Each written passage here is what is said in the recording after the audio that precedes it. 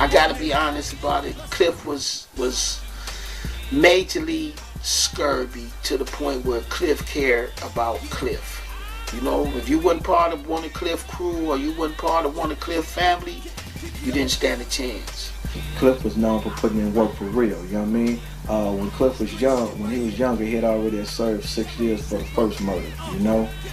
This happened down off Joseph Campbell down there, once again, shame, you know what I mean? And when this one cat got killed, and he served 6 years on that. And then when he got out from serving the 6 years, that's when he came home and got into the business, you know? And from there, it sprouted. There have been 4 drug-related murders since the first of the year on Drake Place. Disturbances almost nightly. Uzis, machine guns, you name it. Spend a day in these neighborhoods of projects and modest homes and you're overwhelmed by the drug sweeps and pushers. So are the people who live here. The number of blacks killed in Detroit and around the country has already surpassed the number of black servicemen killed in Vietnam.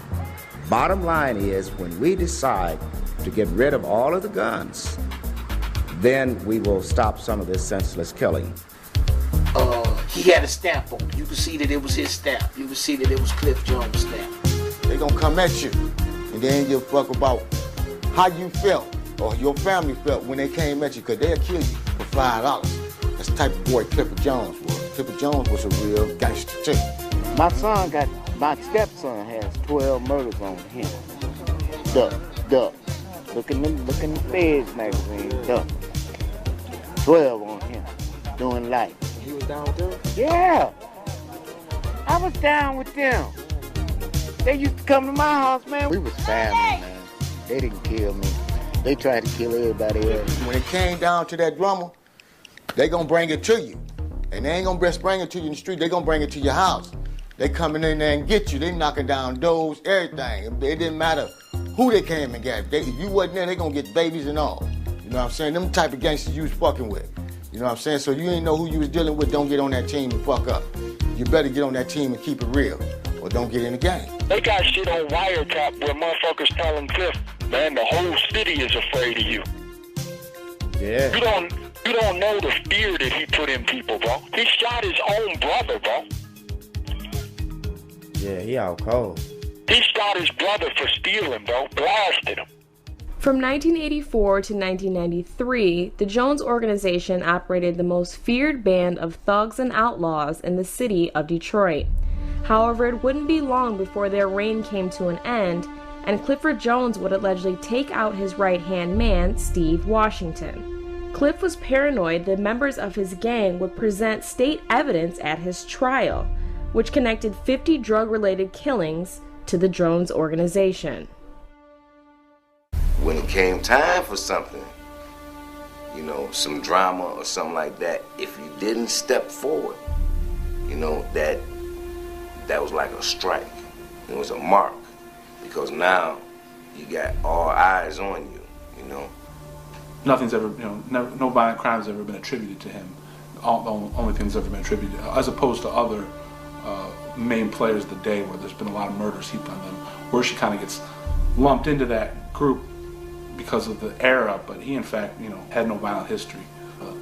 Powers that be kind of put him at his doorstep. It's kind of hurt his ability to earn his freedom.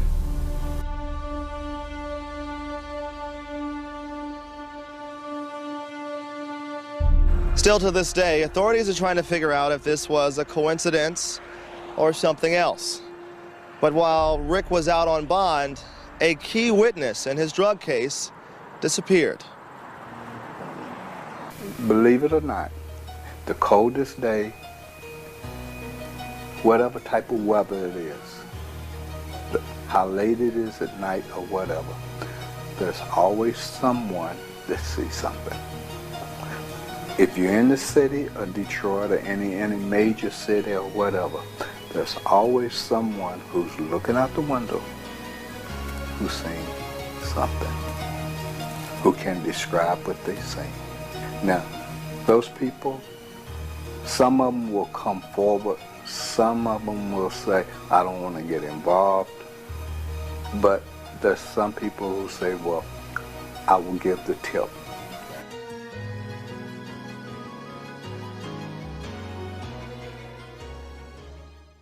The trial took nearly 4 months, and on February 4th, 1988, Rick Wershe was sentenced to life in prison for possessing more than 20 pounds of cocaine. He got arrested in a case where they found 8 kilos of cocaine in a yard about a block away from his house.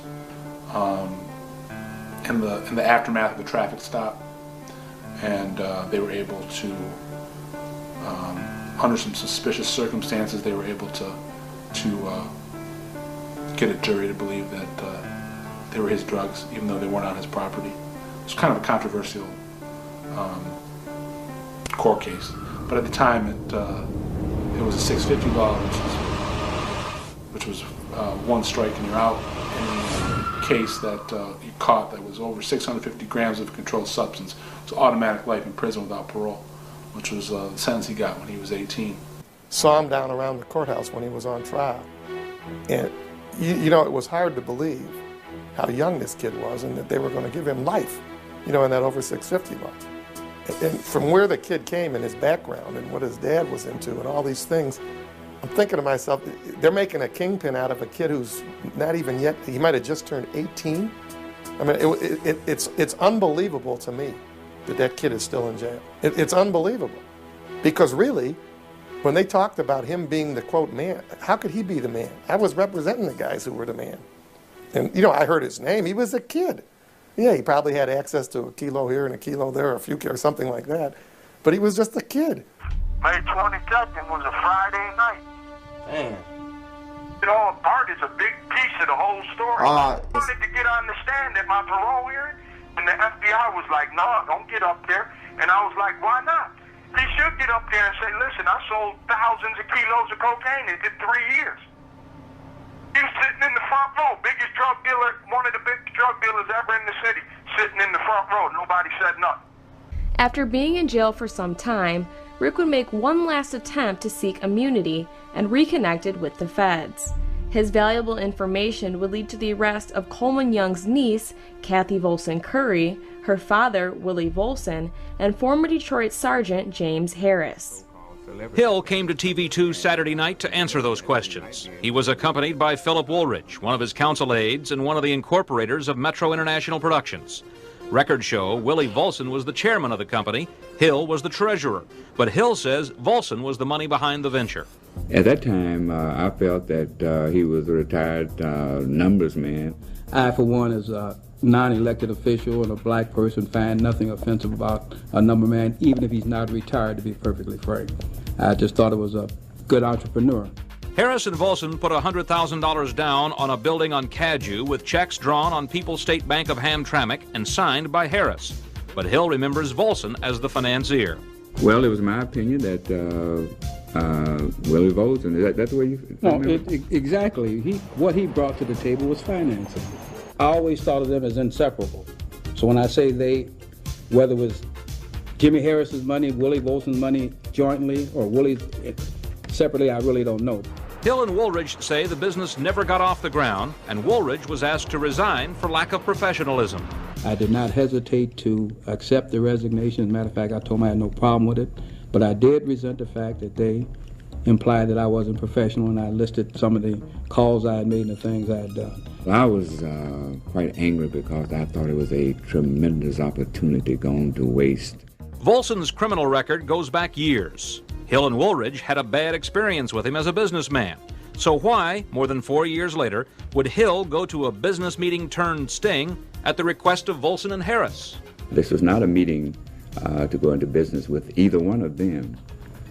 This was a meeting to discuss this particular company doing business with the city of Detroit. In the past, Hill has described Harris and Volson as friends of his. What about now, after the sting? I would not do a friend the way that I feel that he did me, knowing what he knew and I didn't know. I would never have done a friend that way. What about Willie Volson? I would never have done a friend that way, the way he did. No, I don't feel they consider me as a friend, because if they did, they would not have put me in that position. Gil Hill has a long-standing record of confronting his controversies. This one was no different. His willingness to associate with Willie Volson raises legitimate questions of judgment. But in the case of the video company, there's been no suggestion that Councilman Hill did anything illegal. Coleman Young was involved in making sure that his daughter was looked after by surveillance squads, but the surveillance squads were put into play by DPD in order to protect the niece, not to combat any drug dealing that was going on. So that came out in the trial of Police Chief William Hart. Basically paid to watch her around the clock to make sure she wasn't in harm's way, but basically told her to ignore any criminal activity that was taking place that they saw. From 1991 until 2004, White Boy Rick's cooperation was crucial in several successful narcotics and police corruption investigations that ended up convicting over 50 people. The foundation of the government's case against Jenkins was a series of 41 surveillance videotapes. They purportedly showed the judge accepting bribes of cash, gifts, and groceries from FBI informants. In exchange, Jenkins allegedly fixed tickets in misdemeanor court cases. But jurors who listened to the tapes thought the recordings failed to prove the government's case. Some jurors believed Jenkins had been entrapped by the FBI and its informant. The jury found the 36th District Court judge not guilty on 4 specific bribery charges, but the panel was deadlocked on a 5th charge of racketeering influence bribery. Just 10 days after that verdict, the U.S. Attorney and the FBI special agent in charge announced that Jenkins would be retried on that 5th count that left the jury hung. The covers had started becoming blown. A lot of them had started coming, and then you didn't really hear about a lot of these guys getting busted until later on, years down the line. They had still been doing it. But what happened, the game must have changed. And the little guys that were selling the drugs didn't mind going to tell the police on the police. They were angry in Detroit City Council today. Council requested city officials, from Police Chief William Hart to Budget Director Walter Stetcher, appear to explain why more than $3 million police confiscated from drug dealers sat in the general fund. The money collected interest, while the city's narcotics unit didn't have cash to pay informants, and drugs overran the city. Let's use it to do something. The coppers are out collecting dollars because the city can't buy flak-proof vests. It is absolutely unconscionable, so far as I'm concerned, in a city with such a high rate of the drug trade. Council also requested documented evidence. Only 2 city representatives came, the chief accounting officer and a city attorney. Nobody wants to go to jail, but everybody wants to do something wrong. Now the thing is with that, right, is that if nobody wants to go to jail, but everybody wants to do wrong, that means everybody's gonna tell. You know, the federal government, they had a thing to where they would pay an informant. Okay, instead of sending you to prison, which we can for 10 or 15 years out of your life, or 20 years, you become my informant. Okay, and you let me know what's going on. And that's the way the government works. If I would have stayed working with them, bro, I'd have never went to jail. Never. Right. Because they out cold, man. Bro, they offered me 3 years when I got in trouble. Yeah. They came and offered me 3 years. And the feds did. What'd you have to do for that? Demetrius, Cliff, all types of shit. They wanted me to shut up Demetrius and all that, man. I probably would have got killed. Why you didn't set up them though? They was more dangerous than the Curry brothers? Demetrius? Yeah. Hell yeah. Wait till I show you the letter Jimmy Harris wrote from prison about the Damian Lucas murder. Yeah, I need to see that. I want that, man. Oh, the letter blows up. You know who Jeffrey Collins is? No. Jeffrey Collins was the head U.S. attorney in the Eastern District of Michigan. Okay. And they made him quit, bro. After he said he's the one kept me in prison. Now him and his wife are big lawyers. They just had him in Sunday paper 2 weeks ago. Straight up. Got a big ass loft in downtown Detroit. Dude should be in prison. Straight up. Just wait till you read the letter. I told the lawyer to send me the letter. Wait till you read it. Yeah, they man. named politicians and everything, man.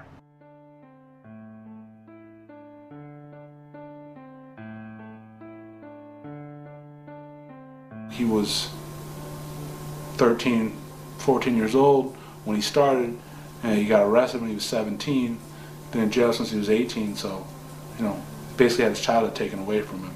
And even though he had a nice couple years there where he was living the life, you know, 16-year-olds can only imagine, with the money and the women and the travel and the access with you know, being able to buy any car you want or boat or take any trip you want.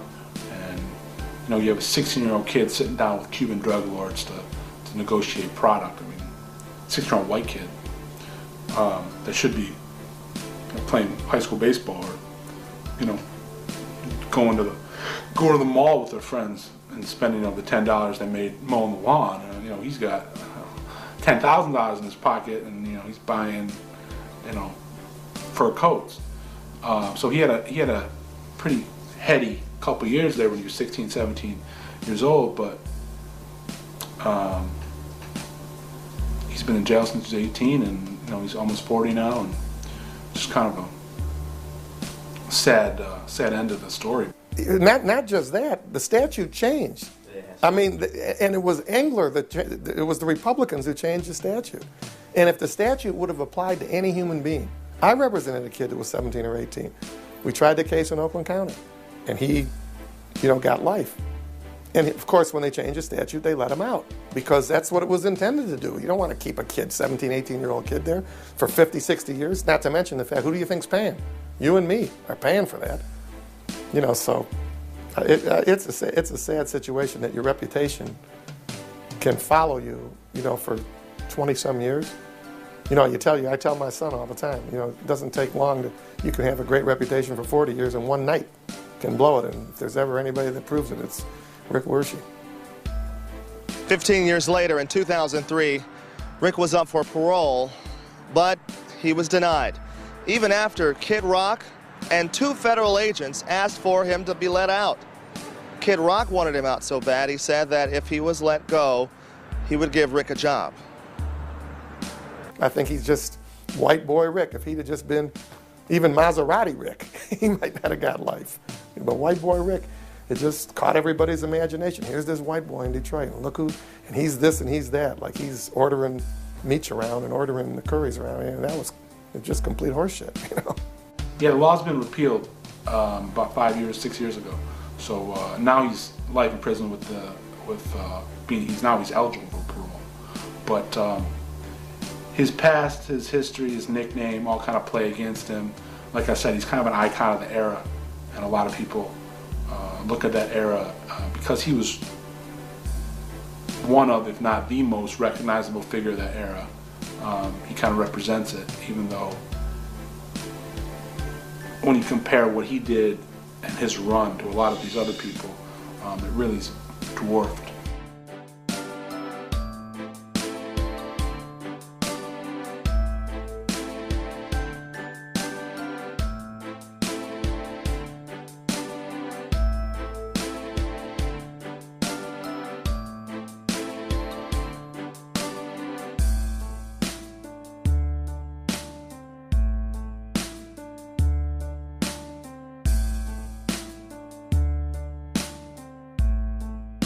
Because in 2002, the dude who's the Attorney General now of Michigan, yeah, I was cooperating with him about they were going to try and prosecute them dudes, then they just stopped doing it.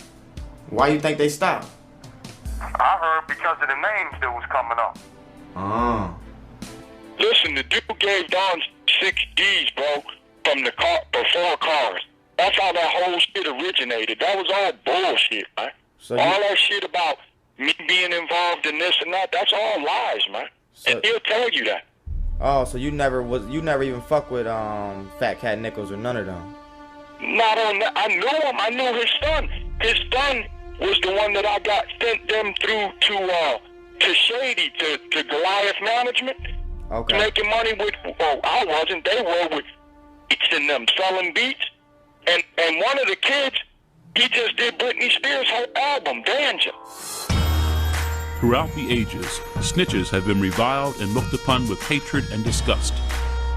Judas Iscariot was perhaps the first in a long line of infamous informants, whose names are forever shamed and disgraced. Sammy the Bull, Joe Valachi, Nicky Barnes, rat, squealer, stool pigeon. Many words have been used to describe this dishonorable breed of men. Yet today, snitching is on the rise, and the use of informants is commonplace in many criminal investigations. As a result, distrust between police and the black community is stronger than ever, with snitching now being viewed as a bigger offense than the crime. This past year, the New York Times, USA Today, and media across the country have published articles on a Stop Snitching movement that has emerged in inner cities throughout the United States. And on the streets, a mantra is now being heard. The way they use criminal informants, they say they use criminal informants to solve most of their cases. You know, we just feel at StopSnitching.com, we feel like, you know, that's the part that's undermining the justice system, you know what I mean? Because criminal informants are also the lead cause of wrongful convictions. When you're offering somebody something in return for their testimony, you have a problem. I was born and raised in the ghetto. I was born and raised in the ghetto. Kelka, Krills Mania, Dale Dale. All my niggas locked down, doing that time, you heard me? It's for you.